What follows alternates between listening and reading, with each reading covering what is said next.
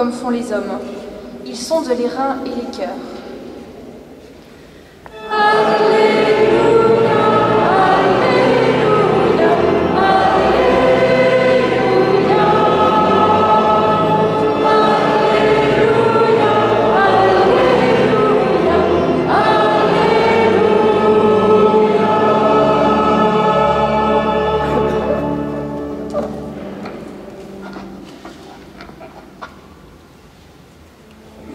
Le Seigneur soit avec vous.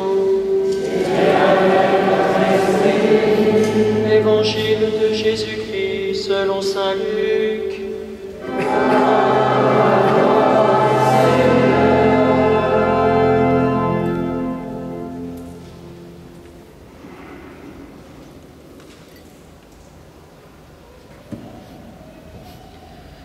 Jésus dit une parabole pour certains hommes qui étaient convaincus d'être justes et qui méprisaient tous les autres. Deux hommes montèrent au temple pour prier. L'un était pharisien et l'autre publicain. Le pharisien se tenait là et priait en lui-même. « Mon Dieu, je te rends grâce parce que je ne suis pas comme les autres hommes, voleurs, injustes, adultères, ou encore comme ce publicain. Je jeûne 2 fois par semaine et je verse le 10e de tout ce que je gagne. » Le publicain, lui, se tenait à distance et n'osait même pas lever les yeux vers le ciel. Mais il se frappait la poitrine en disant « Mon Dieu, prends pitié du pécheur que je suis. » Quand ce dernier rentra chez lui, c'est lui, je vous le déclare, qui était devenu juste, et non pas l'autre. Qui s'élève sera abaissé, qui s'abaisse sera élevé. Acclamons la parole de Dieu. Louange à toi, Seigneur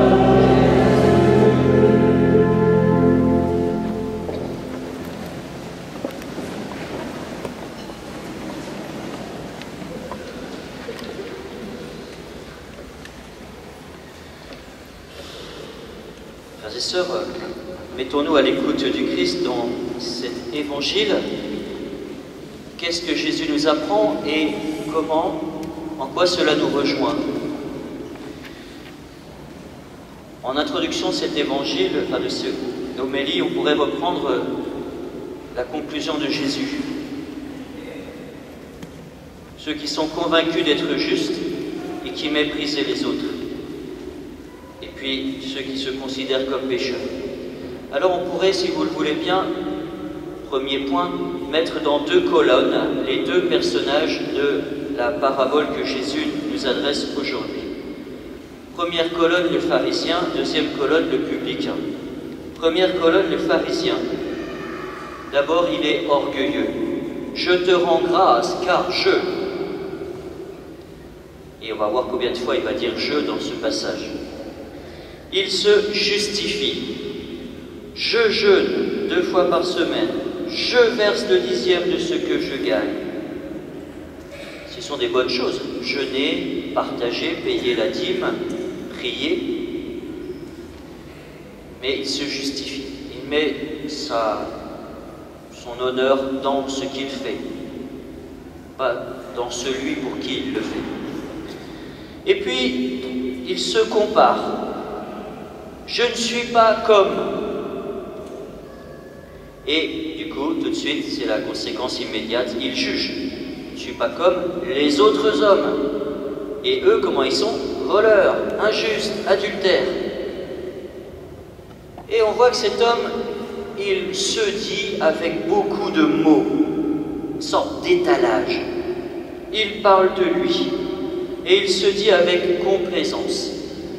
Et même physiquement, on voit qu'il se place devant, il s'avance, se met devant, et il parle, et il dit « Ah ouais, je fais ça, je fais ça ». Première colonne. Deuxième colonne, le publicain. Lui, c'est plutôt l'humilité. Et déjà physiquement, il se tenait à distance. Il ne se met pas devant tout le monde. Et il a cette crainte, pas la peur, mais la crainte révérentielle, cette crainte de Dieu, il n'osait pas lever les yeux vers le ciel. Et du coup, eh bien, comme il n'ose pas lever les yeux, il ne peut pas se comparer, ça tombe bien. Il n'a pas les yeux tournés vers les autres pour dire celui-là il est comme ci, celui-là il est comme ça. Et qu'est-ce qu'il fait? Il reconnaît son péché. Mon Dieu, vous voyez, pas je. L'autre il ne dit même pas le nom de Dieu. Là, mon Dieu, il se tourne vers Dieu. Prends pitié du pécheur que je suis. Et quelle est l'attitude du cœur? C'est le repentir. Il implore le pardon de Dieu. Il se frappait la poitrine.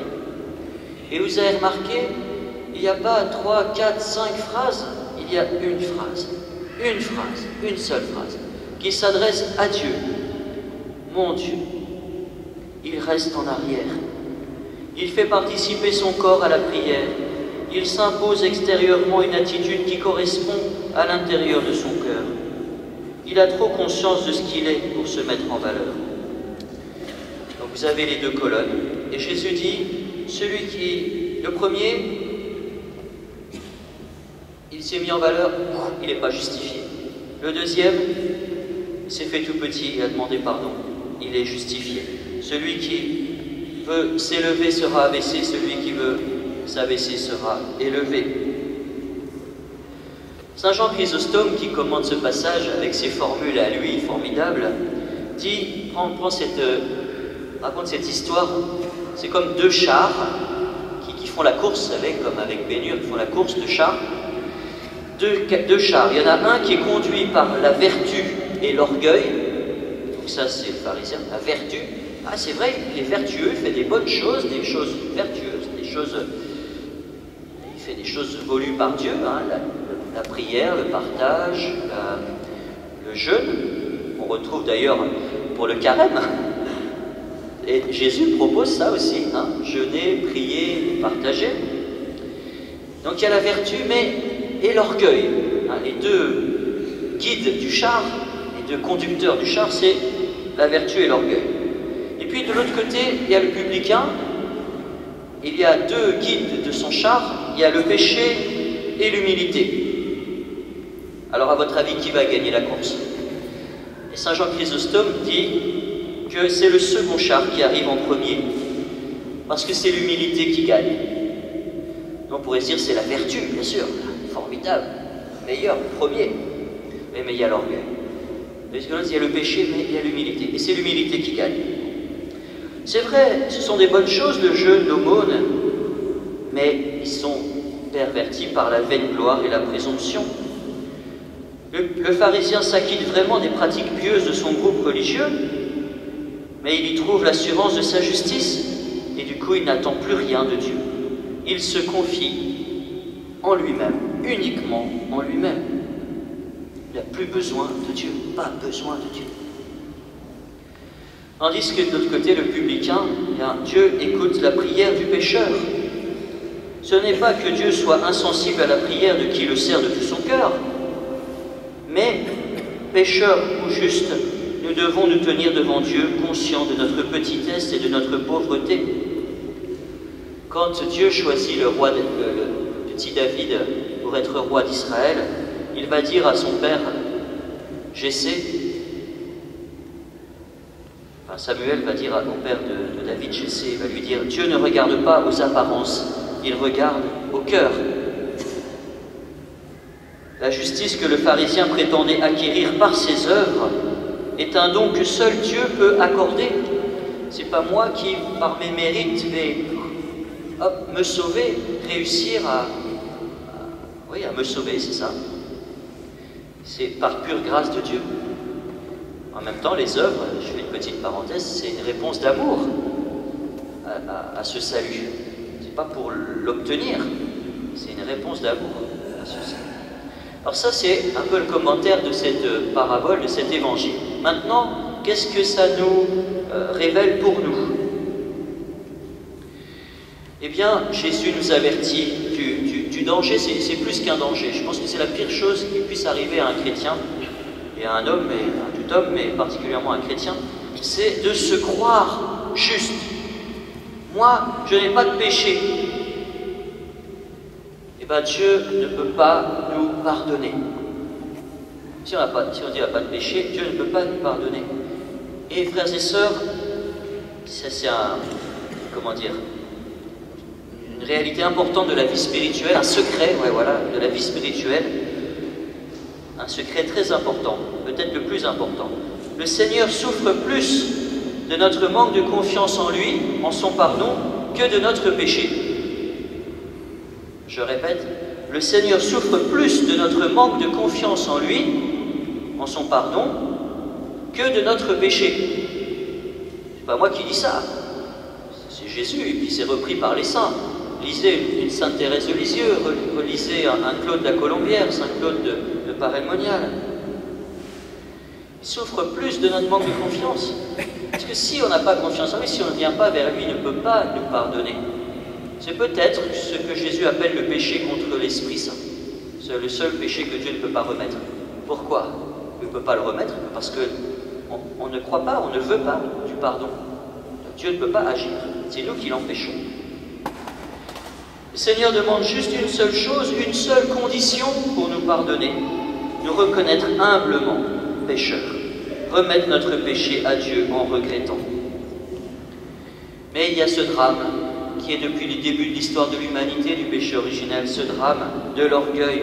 Moi, je suis vraiment bien et je ne fais pas de mal. Et puis alors, conséquence, disait tout à l'heure, le jugement sur l'autre. Je ne suis pas comme les autres. Eux, oui, mais moi, non. Hein? Et le drame du drame, l'auto-justification. Ça, c'est vraiment le poison absolu pour l'âme. L'auto-justification. La mort de l'âme.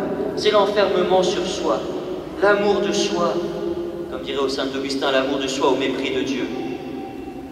Je suis juste. Je suis juste. J'ai pas besoin de Dieu. J'ai pas besoin d'être sauvé. Conclusion, j'ai pas besoin du Christ. Ça sert à rien qu'il soit venu sur la terre. Ben non. Pas besoin de lui, moi.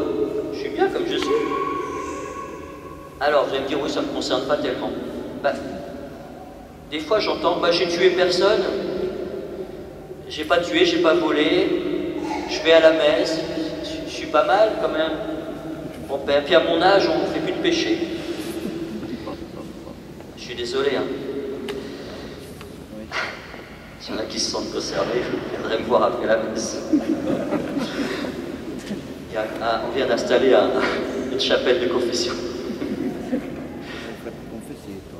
Voilà. Et on se ferme à Dieu. Je ris, mais en fait c'est dramatique, je devrais pleurer. Hein. Je serais le curé d'Ars, je pense que je pleurerais. Parce que je serais plus saint que ce que je suis.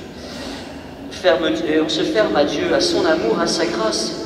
Et Jésus dit, dans un autre passage, je ne suis pas venu pour ceux, enfin pour les bien portants, il faudrait dire pour ceux qui se croient bien portants, pour ceux qui se croient justes, mais je suis venu pour les malades et les pécheurs, ceux qui se reconnaissent malades et pécheurs. Vous imaginez, vous, j'ai vu qu'il y avait des médecins dans l'assemblée, vous imaginez, vous allez voir le docteur, et puis vous ne lui dites pas de quoi vous souffrez, hein, pourquoi vous venez. Docteur, je suis là, mais... Non, mais ça va. Je souffre de rien. Je suis en pleine forme. Je suis en très bonne santé. Soit il va vous prendre pour un fou, soit il va dire, mais pourquoi vous êtes là, quoi? Moi, je veux bien discuter, prendre un café avec vous, mais c'est peut-être pas l'endroit, quoi. Il y a d'autres qui attendent. Ou bien vous venez, encore une autre chose, vous venez chez le docteur, par exemple, vous êtes cassé la cheville, et puis, en même temps, vous avez, par exemple, la grippe. Voilà. Alors, vous venez chez le docteur, il dit, docteur, je me suis cassé la cheville, il faudrait me soigner, me réparer, etc. Enfin, faire une résine, un plâtre. Et puis, voilà, c'est tout. Il ne va pas pouvoir vous soigner votre grippe. Vous voyez? Nous, on fait parfois comme ça avec le Seigneur. On dit, non, ça va, Seigneur, merci, non. Je suis en pleine forme. Je suis un grand saint. Bien, ça va. Eh bien, le salut n'est pas seulement à la force du poignet. Je n'y arrive pas par moi-même. Parfois, on se dit, mais moi, j'ai besoin de personne. J'ai besoin de l'aide de personne, mais encore moins de Dieu. Ah non, c'est pas lui qui va me dire ce que j'ai à faire, quand même. Hein. En plus, on va dire, ce vieux vieillard, etc. Hein. Puis finalement, je ne suis pas si mal que ça dans la glace. Vous savez ce dicton terrible là, qui dit quand je me regarde, je me déprime, quand je me compare, je me console, oui c'est ça, je me console. Voilà. Mais ça c'est l'attitude du pharisien. Et c'est pourquoi j'insiste tellement, c'est le drame. Ça conduit à la mort, à la mort, à la mort de l'âme. Ça c'est l'enfer. Ça l'enfer, c'est ça. C'est finalement, c'est ce qu'on a entendu déjà il y a 15 jours, 3 semaines. Vous savez, le gouffre qu'il y a là, le pauvre qui dit « Eh mais moi, viens un peu tremper ma langue là dans l'eau, là, parce que je suis dans la fournaise. » Non, je peux pas, il y a une énorme séparation. Il y a un gouffre là. Ben oui, le gouffre, c'est nous qui le mettons, entre nous et Dieu. Il dit « J'ai pas besoin. » Ben forcément, si j'ai pas besoin, ben, je suis séparé. Et alors que le publicain, lui, il a cette humilité, se repentir. Il ne s'agit pas de scrupules. Je ne dis pas tout le temps de se dire oh, je suis pécheur tout le temps. Hein, c'est pas du scrupule. C'est pas du remords qui conduit au désespoir, non. Mais c'est la reconnaissance en vérité de son péché. Et la confiance. Ça, c'est le secret de la vie spirituelle, l'antipoison. Ça fait déjà pas mal de semaines qu'on en parle, parce que tous les évangiles des différentes semaines, c'était sur la foi, la confiance. C'est la confiance en Dieu, le cri vers sa miséricorde. C'est ça le salut. Alors je termine. Le Seigneur a regardé la prière des pauvres et n'a pas méprisé le désir de leur cœur. La Sainte Vierge nous dit, il renverse les puissants de leur trône, il élève les humbles. Préserve-moi, Seigneur, de toute vaine gloire, et que jamais je ne m'approprie les dons que tu m'as faits. Qu'ai-je que tu ne m'aies donné? De quoi me glorifierai-je quand tout est pur don de ta grâce? Seigneur, si je regarde en vérité au profond de moi-même, je n'ai rien à t'offrir qui soit digne de toi. Je ne suis que faiblesse et péché. Mais ton regard n'est qu'amour, et cet amour me lave et me purifie. C'est toi qui m'élèves jusqu'à ton cœur. Tu vois mon désir, tu connais ma petitesse. Je n'ai pas peur, car tu te penches sur moi avec tendresse. Tu me guéris de mon péché. Gloire à toi, je t'aime et j'attends tout de toi.